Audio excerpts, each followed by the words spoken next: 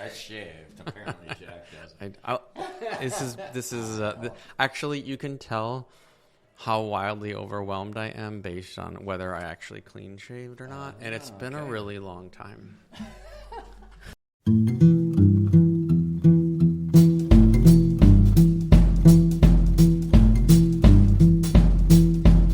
So today we're talking with Dan and Jack, who are starting the Uptown Farmers Market, and I'll let you introduce yourself, Dan. I'm Dan Sutton. I'm a resident of Uptown for over 25 years. When I moved here in 1999, I thought it'd be 3 to 5 years, and here I am with 3 boys who are Minnesotan born and raised. I am the founder of Peg Consultancy, which is a brand strategy firm, and I decided to pick up Farmers Market as a side bit. Okay. You had to expand out, huh? I'm Jack McCann, and my background is actually computers and IT stuff. And I started a little hobby farm about 14 years ago that grew into TC Farm.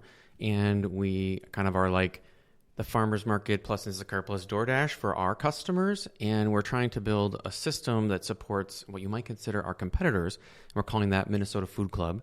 So MN Food Club, people can sign up to serve their own products, and we're working with Uptown Farmers Market to try to create a new model where the market can better compete with something like Whole Foods, Amazon, Walmart. People want to support those independent makers, and by empowering the vendors at the market to kind of earn extra revenue and provide a better service, that's the piece that we're involved with. Okay, well, I think there's a lot there for us to dig into. We'll come back to that a little bit, but maybe you could just tell me, Dan, how did this whole concept come about? What was the genesis?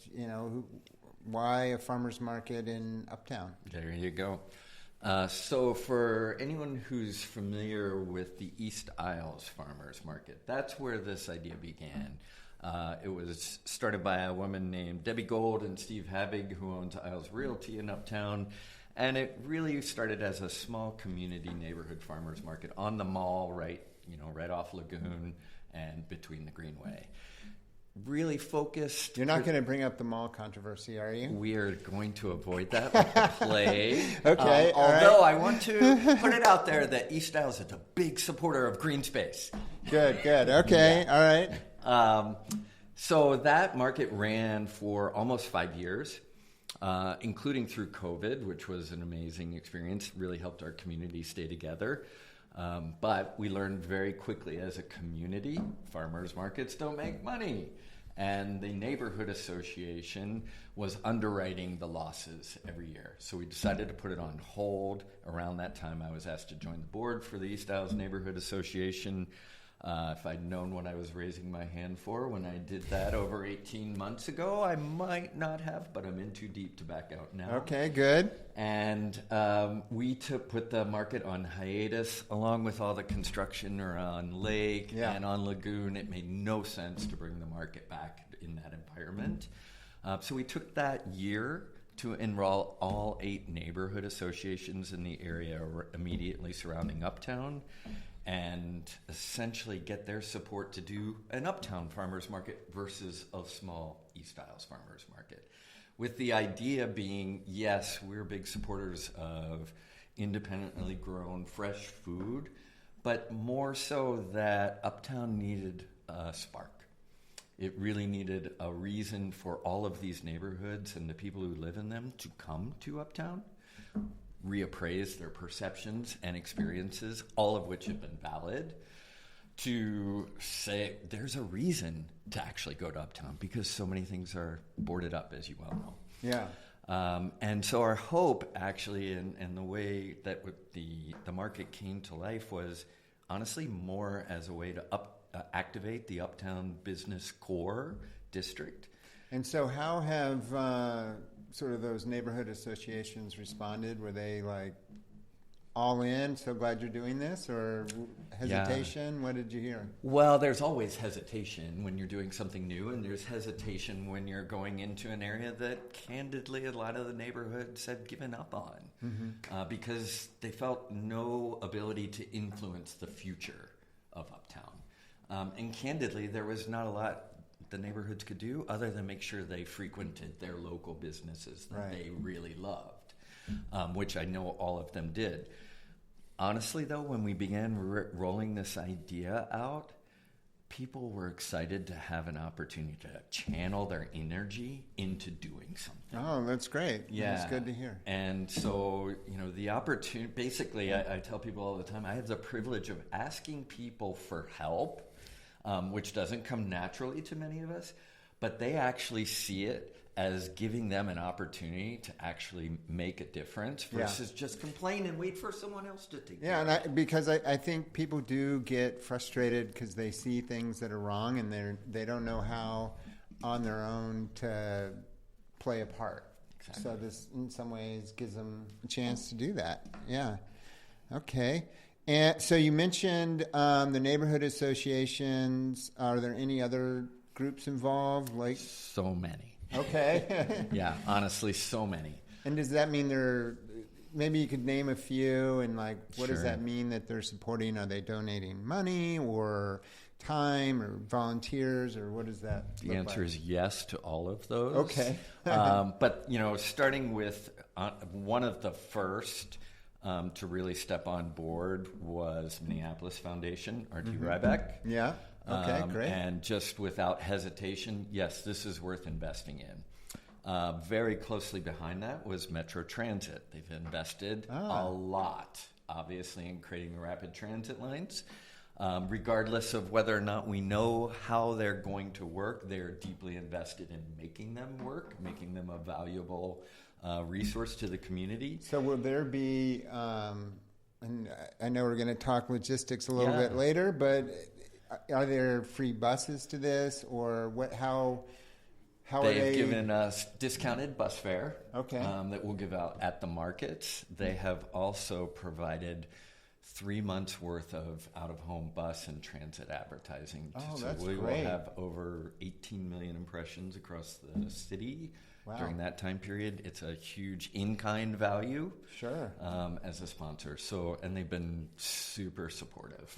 Yeah, that's a big deal, actually. I didn't realize that. Yeah, there's a lot. And, there's a stop right there where the farmers market's going to be.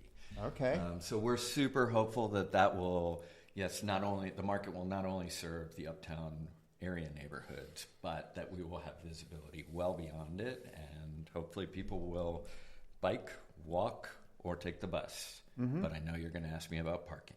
So I'll save that. Well, okay. All right. And so just to go back on the group, there was Uptown Association was involved, Transit, who are a few of the other partners? Minneapolis Foundation Uptown Association has been a great collaborating partner. We've been a part of a couple of their forums. That's where you and I met, Terry. Yeah. So what's next for Uptown? They are looking at ways, how do we make things that draw people, and the market is one of the things that they're supporting. Lake Street Council, very involved, very supportive. For the first time, they're beginning to be able to support events and businesses out that are west of Nicollet Avenue. The focus so far, post George Floyd, has always been east, on Lake Street, east of Nicollet. This is one of their first significant investments, so we're super proud to have that. And is it you out there trying to make connections and talk to all these people, or do you have some other people helping? A lot about fundraising. Okay. Yeah, marketing is close to fundraising, and so I'm pretty close, but not the same thing. Yeah, not exactly the same thing. You don't actually have to ask for the sale, which I have learned to ask for. Okay. And I have to say too, there are many other. I want to highlight the commercial property owners of Uptown, the multifamily residential property owners of Uptown have all chimed in money. They have all provided support in various ways or connections. But most important, we have a volunteer team of over 20 people across those 8 neighborhoods, each one bringing their expertise. So Danny Schwartzman is a mutual friend of both of ours, neighbor, and it has been largely by that word of mouth and those connections that we've both been able to fundraise, find new business models via Jack and the Minnesota Food Club. So are you still looking for volunteers? Like if someone's listening and they love this idea and they want to get involved, Uptownmarket.org. Okay. Hit the volunteer button. Okay. And so what sort of activities do volunteers do? Well, yesterday, just before the thunderstorms, we were planting containers of flowers. We made it just in time, so we didn't have to stand out there. And water. We built a stage. We have mulched the entire area of that West Lake Street lot that has been kind of abandoned. All of the neighborhoods are providing, they have safety ambassador clubs that you may or may not know about. Uh-huh. They are all taking shifts to be safety ambassadors as part of the farmers market. I mean, this is truly a community building effort that happens to be a farmers market.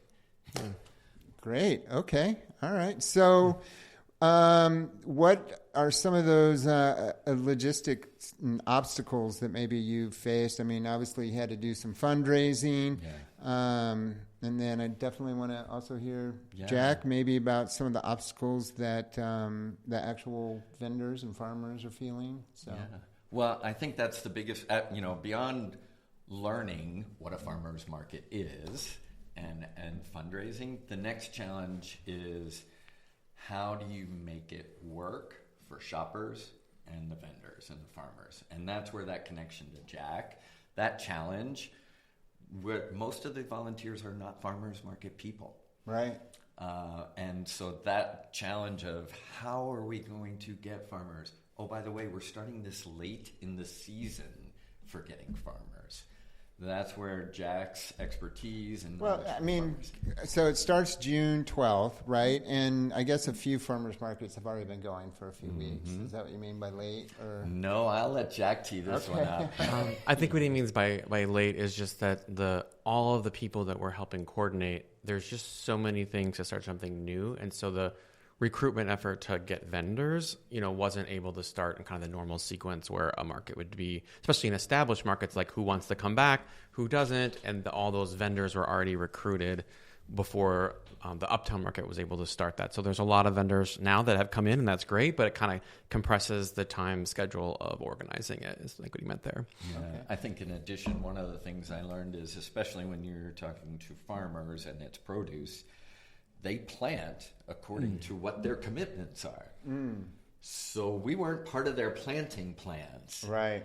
And so we have to find the ones who have excess capacity, both in terms of time, not already sold and signed up for markets, but that also have capacity within what they're already growing to serve that market. Right. Like a lot of times produce farmers will say, I'm going to do this market and this market. They know about what they're going to sell.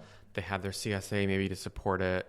And kind of that goal of that local food is to have kind of a few-legged stool where maybe you're doing some direct-to-consumer retail items, which could include a market, and also hopefully just some wholesale, and have different revenue streams. And they have to kind of plan ahead and say, well, I'm going to do less CSA shares because they plant different kinds of crops if they're going to be selling it kind of retail at an Uptown market or a market of any sort versus if it's going in like a CSA share versus if it's being sold to restaurants. So their actual seed ordering and stuff usually happens around the new year or even earlier. And so if you haven't signed up for a market or don't know that you're going to a market as a produce vendor until March, you're not ordering seeds and planting them anymore. So it's a little late. Yeah. So we talked a little bit about your history before starting here, but you haven't always been a farmer, right? I'm curious to hear more about TC Farms, where it's located, and kind of how you decided to start doing that. What do you grow? Yeah, I feel like the word decided involves an implication of planning your life ahead. Okay. I'm not sure that I did that. But my background is actually like in computers. I built a small computer consulting business in town. We sold that to the Geek Squad spinoff and had an internet service business. Those all kind of ended up as part of Loeffler in town now. And then I just loved cooking. I loved food and going to the farmer's market and finding that better raised food that all the Michael Pollan propaganda told us that we should go find, right?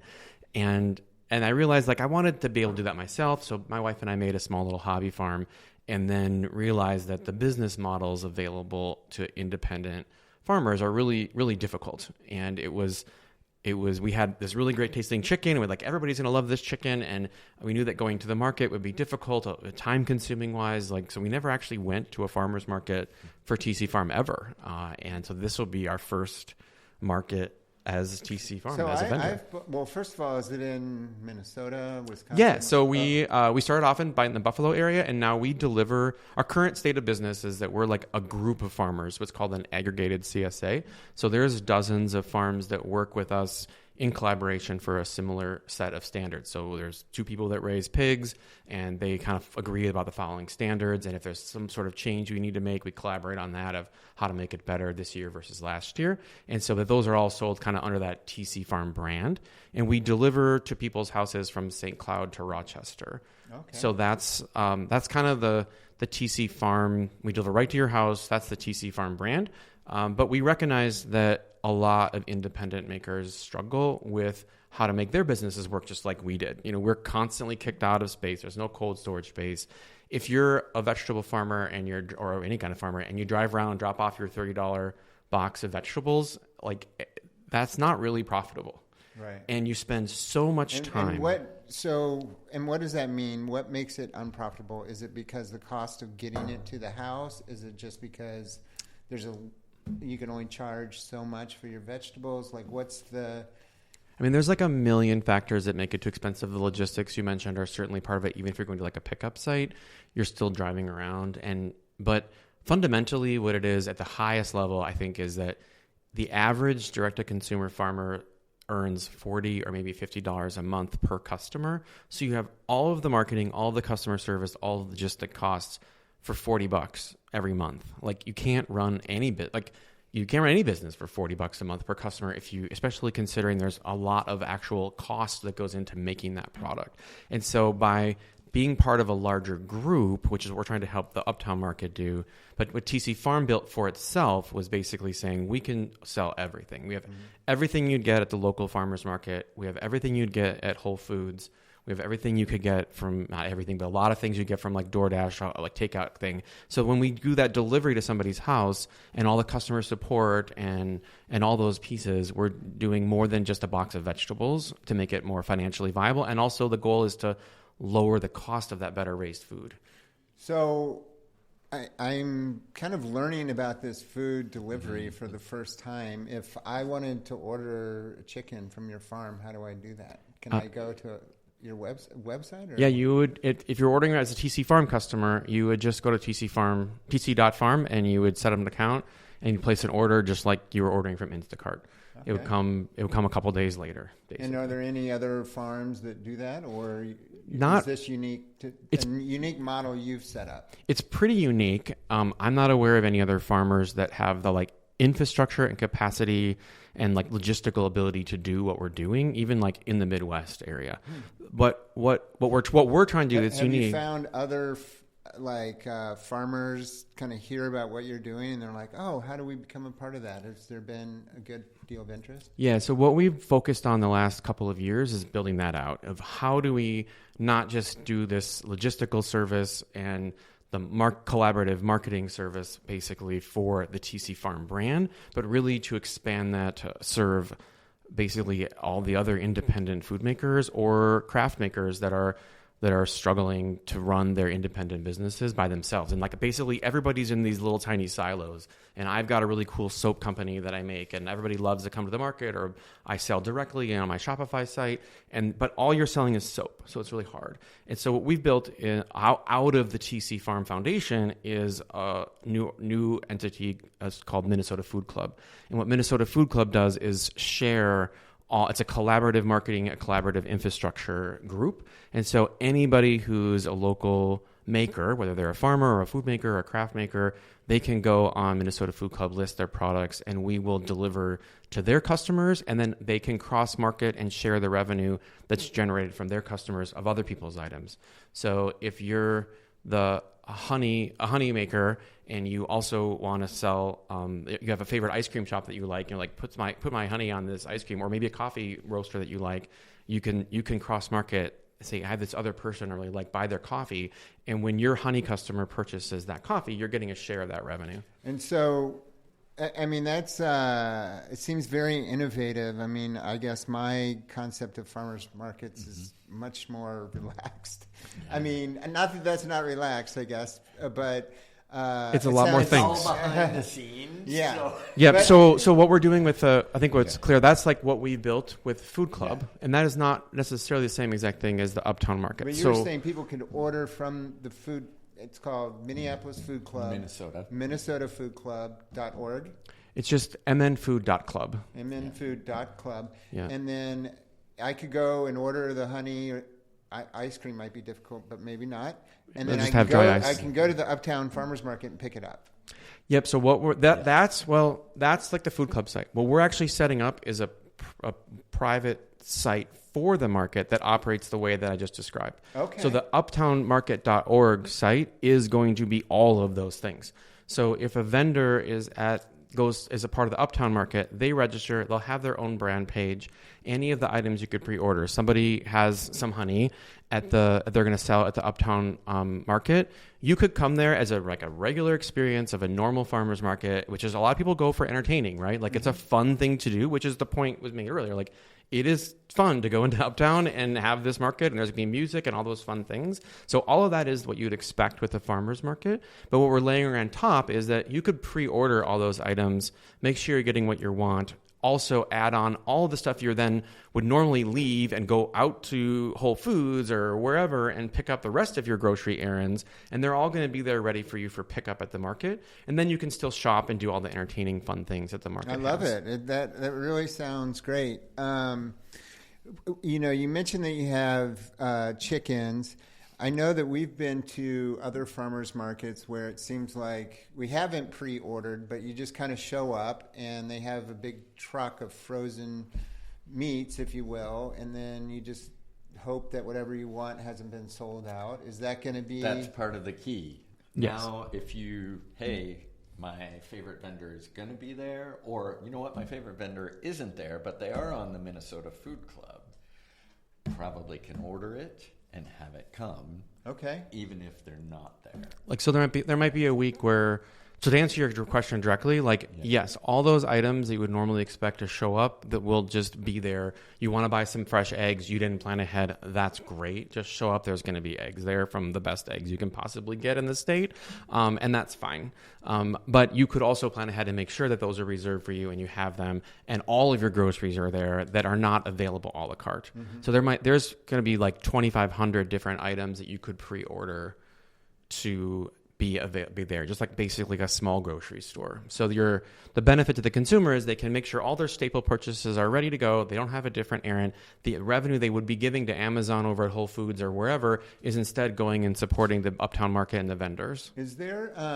like an Instagram account or anything that people could follow if they want to learn? Coming so fast. Being built as we speak right now. That's great. And the reason I ask is because I know during COVID, you kind of had all these independent food people pop up on Instagram, and it was really, to me, like a great thing where, somebody who makes pies or great sandwiches or whatever, they'd be like, on this day I'm having, you can pre-order. Know what's going to be there. Yeah, right? It was really... And know your trip is going to be fulfilled. Oh, and I might have a discovery purchase or two. I forgot about that. Or that looks really good.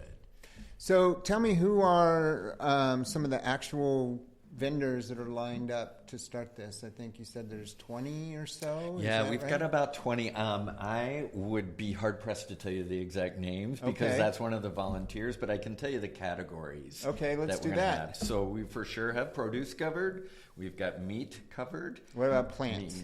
Any plants? Is that one of them? There's a bouquet, a florist. Yep. Yeah, there's a florist. Yeah, we have talked about doing seed plants. That'll probably be part of what we unfold over time, so you can actually buy plantings, but there's a florist. We have cottage foods, so that's anything from jam to, you probably know the answer to that better than I do. Cottage foods are things. So it's the sourdough maker. Bread, yep. The proverbial sourdough bread. Good. For sure. We also clothing. Any clothing? We have a little bit of craft stuff. I mean, we've got an assortment of kind of craft and decor and some service things around it, but we need to make sure that we're a farmer's market at the end of the day. It's not an Uptown Art Fair. It's not a replacement for that. But there will be opportunities. Soap, personal care items, all of those kinds of things will be sold there as well. I know there's definitely some unique like art type items that are there's like we couldn't list them on the site to pre-order because they're each piece is unique, but that is like not the main focus. Yeah. Well, so and I think what we were talking about is there are some economic challenges that keep vendors from wanting to participate in markets. I don't know if you want to talk a little bit more about that, but how do independent vendors sustain themselves nowadays? I mean, it's difficult, like you said, competing with Amazon and Whole Foods, which I have such mixed feelings about Whole Foods because they do have this great range of produce and everything else, but then they're obviously owned by Amazon, and the profits are going to one super rich guy. Right. Yeah. Who's going to Mars or wherever. I can start at a high level, but Jack can probably go into the details. I think one of the eye-opening things for us, again, just learning about farmers markets, is everybody, when you talk to people, not the farmers, they think, oh, great, you're giving farmers this platform. And that is true. The reality is they are the most important customers to recruit to the market. And you have to make it as easy as possible for the farmers to participate. It's got to be easy to unload and load. The fees for it, like that is not a rev gen opportunity for the market. We want to keep the fees enough so that the farmers feel committed to showing, but low enough that that is not a barrier to entry. It is not a revenue generating, because the more of the vendor customers you have there, the more appealing and the broader the appeal of the market will be to shoppers. But to Jack's point, it's anytime that they're at a market like that, they're not growing, they're not farming. From that standpoint, and that's why it's got to be super easy for them to participate from that standpoint. You could probably go deeper into the economics. Yeah, I mean, there's a million things to think about, but my experience just observing others in the industry, and I could tell tons of stories, but at a high level, 8% of direct-to-consumer farmers quit every year. So it's a pretty high... How does that compare to, say, like software or other industries? I don't know, but I feel like if you're a farmer and 8% are quitting every year, like that's an indication that the system, to me, it just feels really high. But I don't know about how it compares with other industries. Certainly, if you're just like a regular business, that is, there's X% fail in the first 7 years or whatever. But I think that when I watch it, even the ones what happens, I think, is a typical progression is you're starting as a like say your classic vegetable CSA. You're starting your first goal. A farmer's market's have a really great purpose to not have a big commitment either direction. Like I'm going to raise a bunch of stuff. I'm going to sell things. I'm going to learn how to make sure my product's really good. And I'm going to get some customers. And the market brings consumers that can then sign up for the next year, maybe for a full CSA. And I'm only going to sell 10 shares. I'm starting off kind of small, so it's going to make sure I do a good job. And eventually you might be able to build that. And a lot of my friends would be like, well, they built this to a 300 share CSA or a 500 share CSA. And in the like dogma of farmers, like you've made it. You have a big enough CSA share. You probably have some employees. You should have enough revenue. Like you should be able to make the business work. And they turn around and say, now that I've made all of the goals, I'm at the top of the mountain. My lifestyle is still terrible. I never see now I have kids. I never see them. We're still on Medicaid. And I'm never going to be able to put away for college. And I work 80 hours a week and I make $20,000 a year, like at the end of the day. And so then they're like, peace out. Like there's nowhere else better to go. Mm-hmm. And so that's the challenge is how do we make, and then the time they spend at the farmer's market is time they're not spending with their kids. So they're working a jillion hours and they kind of end up doing that marketing for free. And so what can we do to make that time, the most valuable piece of this dynamic for their business is not the kale, because kale is not profitable, it's kale. and it's great, but it's still kale. The most valuable piece is the consumer who cares and wants to make a difference and wants a different food system that supports these businesses. Mm-hmm. And so what we're trying to say with this model, and try it and hope it works out for the consumer and for the vendors, is that if these vendors can compete with Whole Foods, like at a level playing field, and I could spend 3 hours telling you about how the playing field is not level, but we can level it as a group better than it is. So if the uptownmarket.org replaces everybody for their Instacart, all of those vendors, when they have their customers order their groceries from uptownmarket.org, or any other vendors who physically aren't even at the market, but they might have a presence on that website, they can pick up those items, they can get those items home delivered to their house, and all of that revenue is benefiting those vendors who created the customer relationship. So, I mean, tell me if I'm wrong, it sort of sounds like an Etsy of food. It's like Etsy plus Shopify, because everybody has their own independence.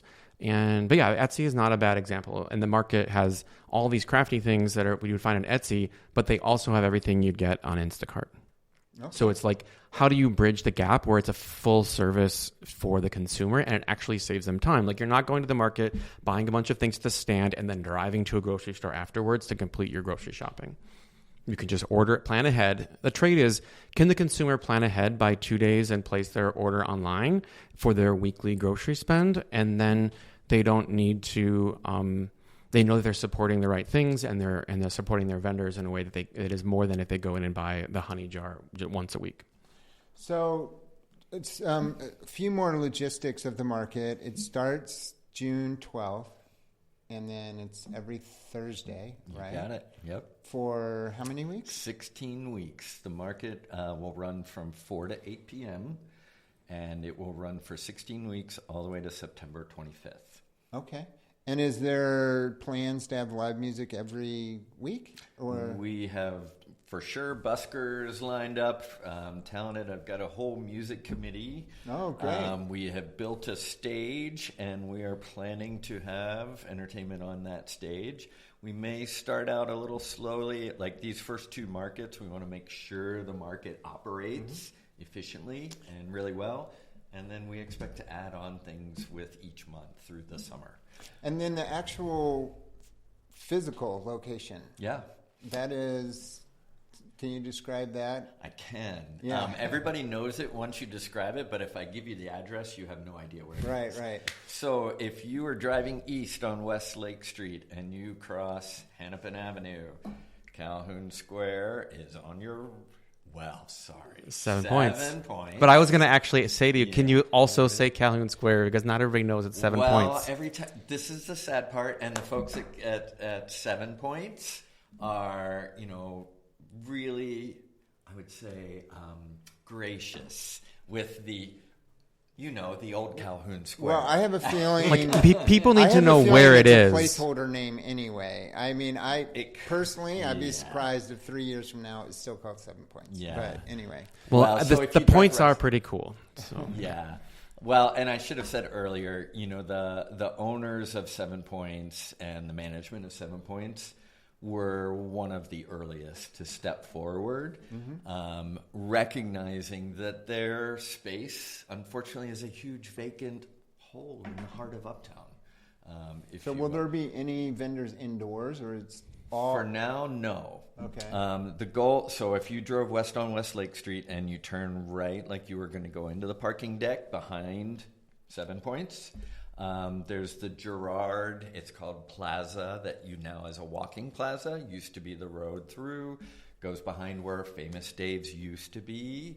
So that whole walkway will be market vendors down into the parking lot that used to be behind CB2, or was CB2. Yeah. Couple food trucks there. We've got El Jefe, Paralily, still putting some in there. So chef demos... Music, to your point, will be on that end. Food trucks, vendors all the way up the alley. And then that vacant lot that everyone drives by that is just wonders what's going to happen to it. What's going to happen to it? Well, yeah. And as far as we know for now, based on our agreement with 7 Points, we will have use of that space through at least next summer. all the way through. And they're donating that. They have donated it completely. That's great. We're That not is paying really great. anything. And it's there. That's pretty valuable trying space. to recognize and bring people back within that time period. So one question with the chef's demo. So does that mean there's going to be like a outdoor kitchen setup? I mean, you got to have small outdoor kitchen setup. If you've seen it at Mill City, chef's demos can be as elaborate or as simple as you like. Make a salad. From that standpoint, we'll be probably somewhere in between. But our goal with chef demos is to highlight uptown chefs. Okay. We will probably bring a few others in if we have gaps, but the whole goal here is activate Uptown. Right. And so if we bring a chef in from not Uptown, we're not activating Uptown. And so we've had conversations with Chris Ikeda, Lake and Irving, and let's see, Jade Dynasty, the old Nanking owners. Okay. So we've had several conversations. They're super excited. We are still pitching, actually, Thursday for our chef demo sponsor behind that. But yeah, it's a way to highlight all the food that is available in Uptown. Yeah. Prepared food. Well, it definitely sounds like a great deal of fun. And so after it's all over, like what is that lasting impact that you're kind of looking to have with the farmers market? Yeah. Well, so first and foremost, to really create a sense of ownership of taking back Uptown.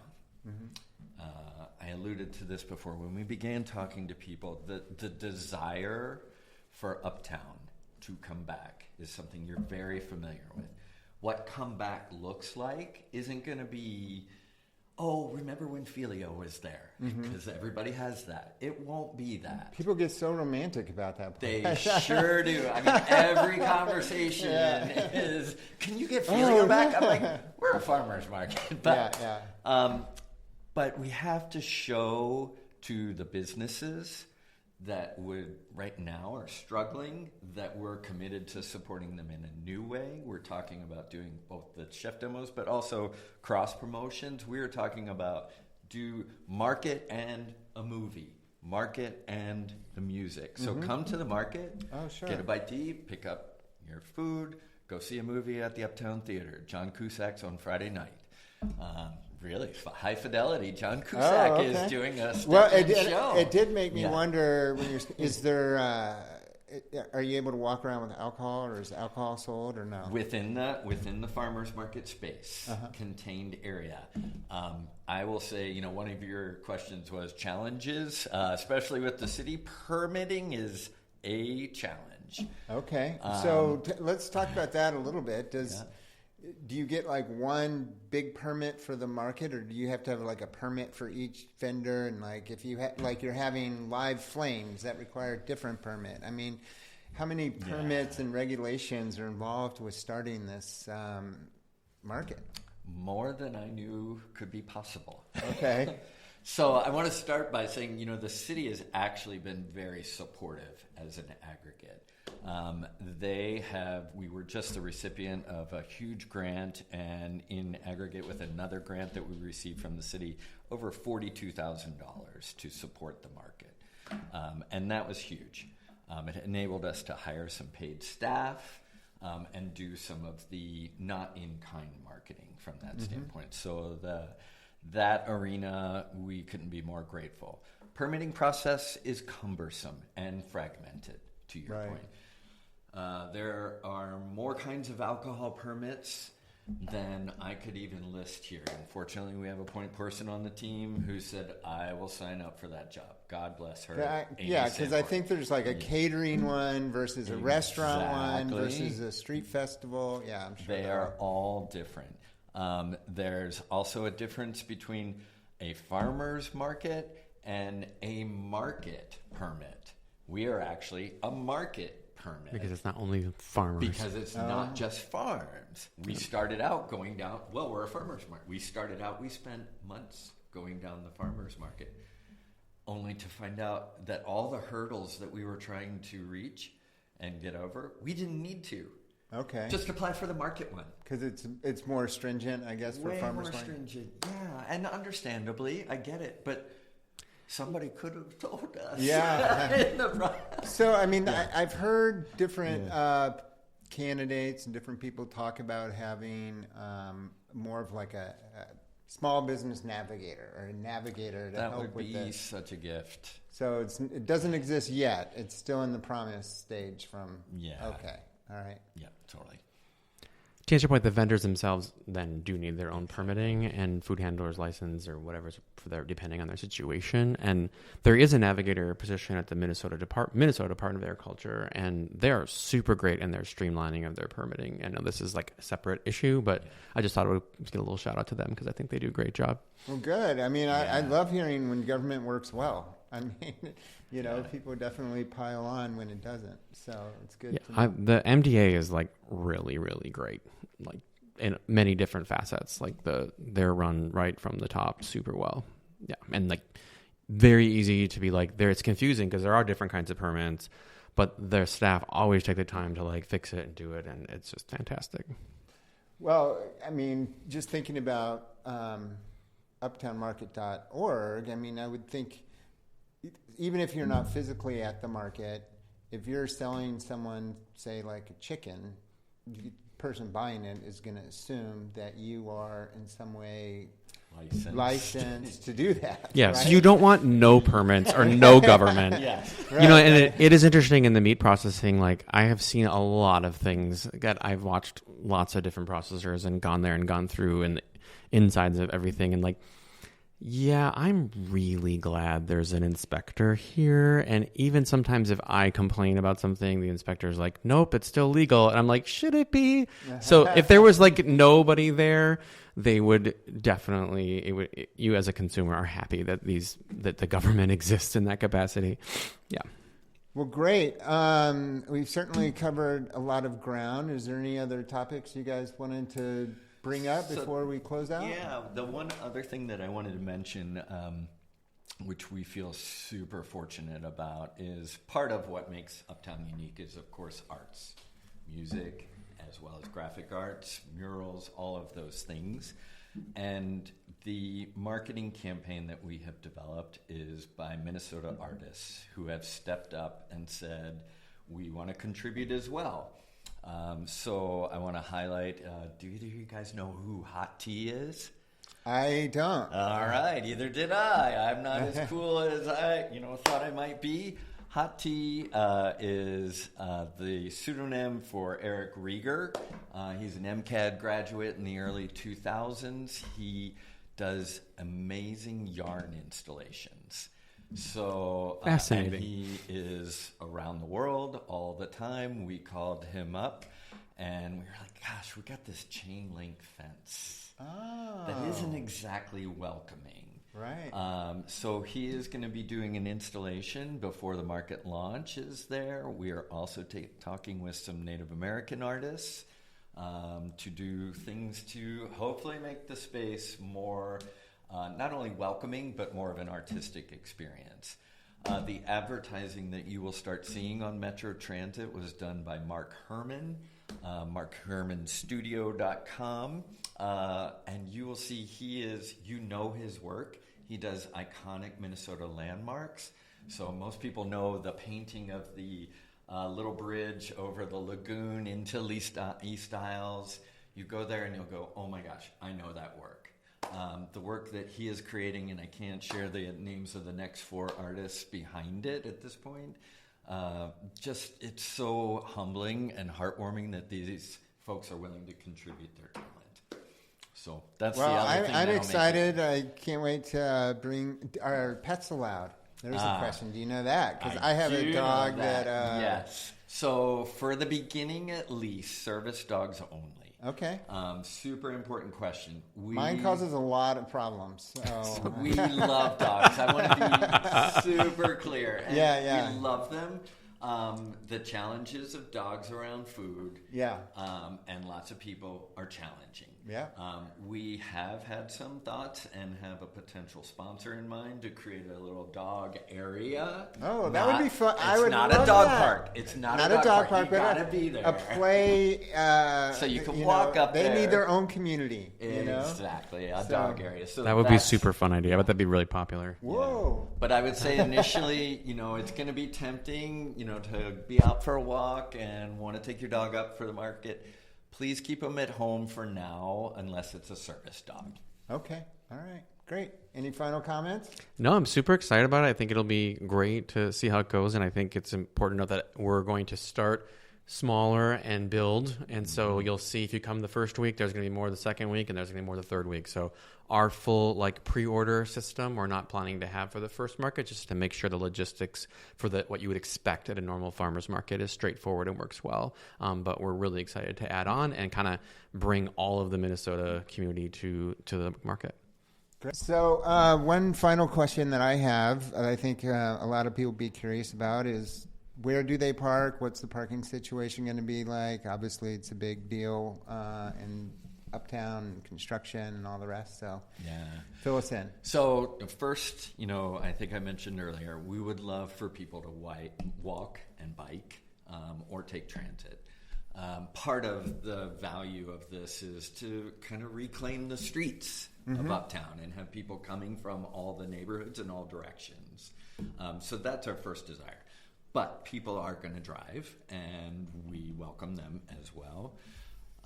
7 Points has been great at negotiating with the parking lot operator to have $7 flat rate parking. For any time between 3:30 and 8:30. The market runs from 4 to 8, which is a huge discount. So we can offer parking, more than enough parking there in that lot for any and everyone who wants to come.